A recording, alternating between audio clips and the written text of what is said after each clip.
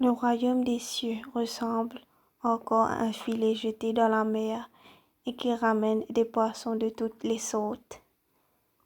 Quand il est rempli, les pêcheurs le tirent sur le rivage et s'asseyant puis, ils mettent dans des paniers ce qui est bon et jettent ce qui est mauvais.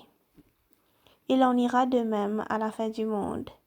Les anges viendront séparer les méchants d'avec les justes et les jetteront dans la fournaise de feu où il y aura des pleurs et des grincements de dents.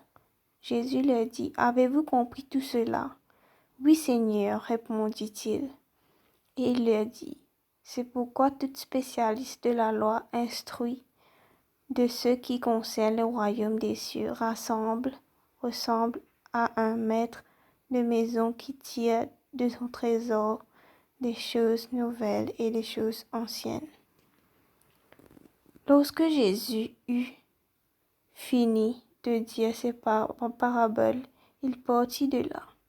Il se rendit dans sa patrie et il enseignait dans la synagogue de sorte que ceux qui l'entendent étaient étonnés et disent, d'où lui viennent cette sagesse et ces miracles?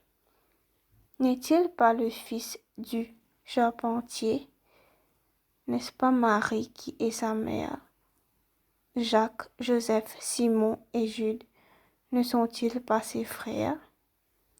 Et ses sœurs ne sont-elles pas toutes parmi nous? D'où lui vient donc tout cela?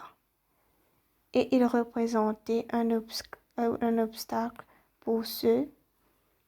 Mais Jésus leur dit, un prophète n'est méprisé que dans sa patrie et dans sa famille. Il ne fit pas beaucoup de miracles à cet endroit à cause de leur incrédulité. Merci Seigneur pour cette parole. Amen. Soyez bénis.